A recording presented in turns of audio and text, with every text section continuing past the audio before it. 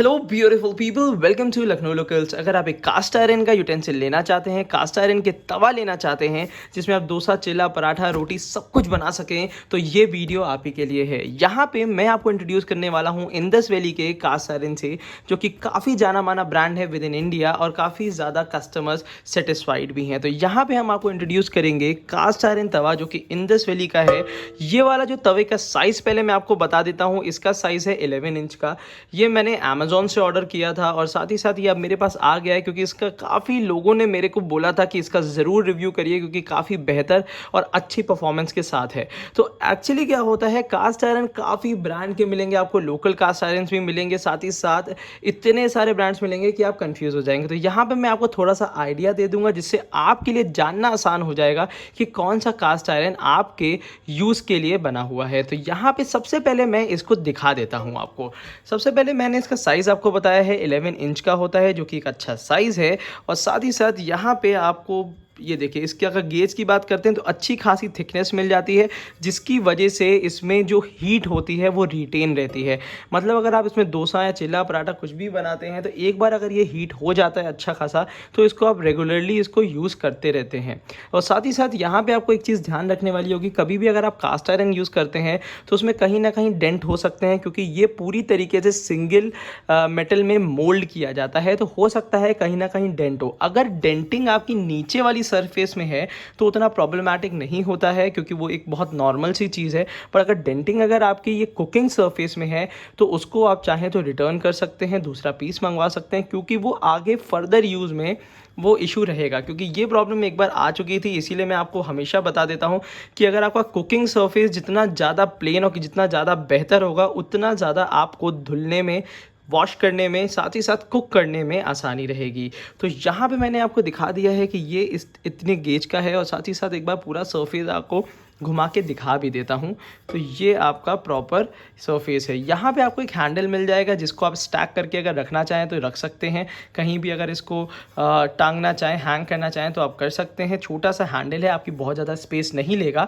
अच्छा, इसमें एक ऐसे तवे भी आते हैं जो कि इस टाइप के हैंडल के होते हैं। अगर आप चाहें तो इस टाइप के हैंडल के भी तवे ले सकते हैं। हालांकि अगर डोसे तवे में मैं कहूँगा कि दोनों में से कोई भी लीजिए, परफॉर्मेंस दोनों की ही बेहतर रहती है। बट ये वाले तवे थोड़े से हैवी मिलेंगे आपको, और साथ ही साथ ड्यूरेबल भी मिलेंगे, क्योंकि कास्ट आयरन ये होता है कि अगर लॉन्ग हैंडल होता है, अगर गिर जाए तो हैंडल टूट सकता है, अदरवाइज कोई इश्यूज़ नहीं आते हैं। और यहाँ पे मैं आपको दिखा देता हूँ, ये वाला जो तवे हैं ये आप गैस स्टोव में, इंडक्शन में, सेरेमिक के चूल्हों में, और साथ ही साथ हॉट प्लेट पे भी इसको यूज़ कर सकते हैं। 2-3 प्रिकॉशन इसमें लेने वाले होते हैं। इसमें पहला तो है कि आप कभी भी अगर आप कास्ट आयरन परचेज कर रहे हैं तो इसमें एक ऑयल की सीजनिंग आपको करनी पड़ती है। ऑयल की सीजनिंग करने से क्या होता है, चीज़ें चिपकती नहीं है, जिसके बारे में अभी मैं आगे भी बात करूंगा।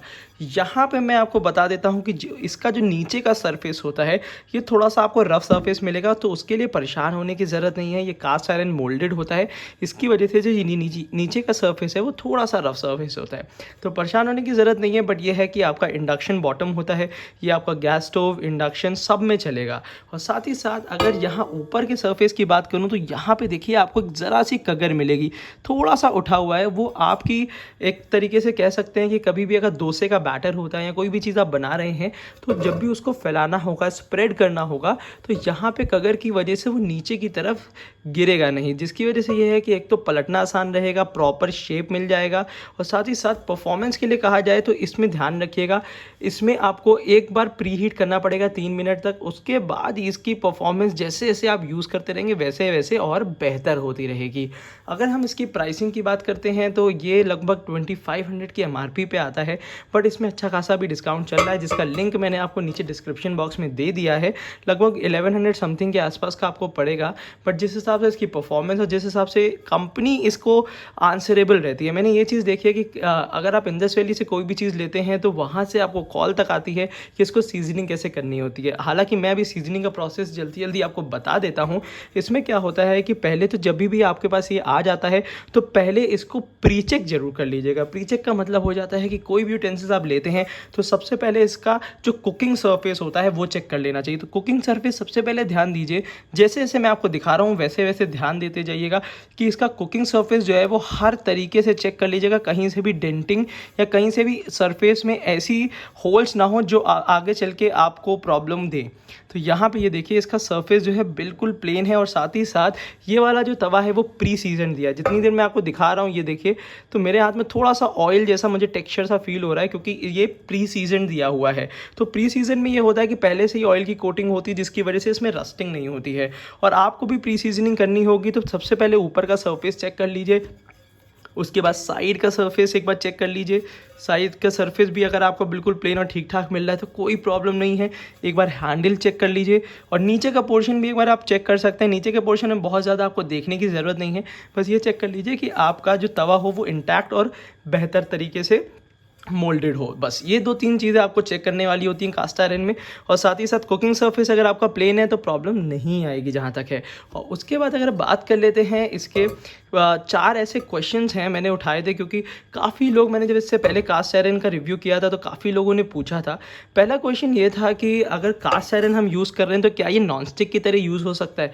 देखिए इसको आप सबसे पहले जब ये आपके पास आता है इसको आप अच्छे से वॉश कर लीजिएगा गैस स्टोव में चढ़ाने के बाद। जब ये पूरी तरीके से ड्राई हो जाए तो इसके ऊपर अपने किसी भी वेजिटेबल ऑयल की कोटिंग कर दीजिएगा। ये रेगुलर बेसिस पे करिए, महीने भर के आसपास भी अगर आप करते हैं, 4-5 दिन में भी मैंने तो ये एक्सपीरियंस देखा है कि 4-5 दिन भी अगर आप ये इजीली करते हैं तो एज ए नॉन स्टिक का काम ये करता है। तो इस तरीके से अगर आप इसको यूज़ करेंगे तो ये प्रॉपर नॉन स्टिक का काम करेगा और जैसे जैसे इसको आप यूज़ करते जाएंगे ये और बेहतर परफॉर्मेंस देता जाएगा। और हालांकि मतलब ये मैं कह सकता हूँ कि कास्ट आयरन जितना बेहतर तरीके से यूज़ करेंगे तो जनरेशन टू जनरेशन आप पास ऑन कर सकते हैं। दूसरा क्वेश्चन इसमें ये था कि इसमें रस्टिंग तो नहीं होती है। देखिए मैं आपको बता दूं, अगर ये काफ़ी देर तक आयरन है, काफ़ी देर तक अगर ये आपका वाटर के कांटेक्ट में रहा तो हो सकता है इसमें रस्टिंग हो, बट रस्टिंग के लिए प्रॉब्लम कोई इशू नहीं होता है। अगर रस्टिंग कहीं पे भी लगती है आपकी तो परेशान होने की ज़रूरत नहीं है। वही प्रोसेस अपनाना है। मतलब किसी भी आपको सोप वाटर से इसको साफ़ कर लीजिएगा, गैस स्टोव में चढ़ा दीजिएगा। जब पूरी तरीके से ड्राई हो जाए तो इसमें आप ऑयल की कोटिंग करके रख सकते हैं, तो उसकी वजह से आपकी रस्टिंग भी नॉर्मल रहेगी। तीसरा क्वेश्चन ये था कि क्या कास्ट आयरन में कुकिंग करते टाइम पे ये जितना भी फूड मटेरियल होता है क्या उसका टेस्ट चेंज होता है। तो उसका आंसर है हाँ, होता है। टेस्ट और टेक्सचर दोनों एनहांस होते हैं क्योंकि जब भी हम कास्ट आयरन में कुकिंग करते हैं तो उसमें क्या होता है कि जो डाइटरी आयंस होते हैं, आयरन होता है वो हमारे फूड मटेरियल में एब्जॉर्ब होता है, जिसकी वजह से हीमोग्लोबिन, एनीमिया, ये सब की शिकायतें जो होती हैं वो धीरे धीरे करके दूर होती हैं। तो कास्ट आयरन में कुक करना बहुत हाइजीनिक होता है, तो उसके लिए भी परेशान होने की ज़रूरत नहीं है। जो भी आप फूड या डोसा कोई भी चीज़ अगर आप इसमें कुक करेंगे तो वो जो टेस्ट होगा वो और ज़्यादा एनहांस होगा। तो ये जो 3-4-5 क्वेश्चंस थे, मतलब और भी इसमें एक क्वेश्चन और था कि मतलब क्या मतलब इसको ये होता है कि ये कितने दिनों तक चल सकता है। तो कास्ट आयरन तो ऐसा यूटेंसिल होता है जो आप generation to generation pass on कर सकते हैं। मतलब ये है कि जितना आप इसमें अच्छे से सीजन करके रखेंगे उतने बेहतर तरीके से ये हर बार आप यूज़ कर सकते हैं। तो कास्ट आयरन की लाइफ आपकी यूटिलिटी पे और आपके यूजेज पे डिपेंड करती है। जितना बेहतर तरीके से आप यूज़ करेंगे उतनी बेहतर तरीके से ये आपको रिजल्ट्स देगा। तो इस चीज़ का है। और साथ ही साथ इससे रिलेटेड भी बहुत प्रोडक्ट्स आते हैं कास्ट आयरन के। तो अगर आप इंडस वैली का लेना चाहते हैं तो मैंने डिस्क्रिप्शन बॉक्स में आपको लिंक दे दिया है। अगर और भी 2-3 ब्रांड्स का लेना चाहते हैं, एक्सप्लोर करना चाहते हैं तो मैं मिला जुला के आपको 2-3 और ब्रांड्स का दे दूंगा। एक उसका भी लिंक दे दूंगा जिसमें आपको सिंगल हैंडल, इस टाइप के हैंडल का मिलता है। ऐसे हैंडल का जो तवे होते हैं, क्योंकि काफ़ी लोग इससे भी यूज्ड टू रहते हैं, तो वो भी मैं आपको दे दूंगा। तो अगर ये वीडियो आपको पसंद आती है तो हमारी वीडियो को लाइक करिएगा, चैनल को सब्सक्राइब करिएगा। Thank you so much, keep supporting us.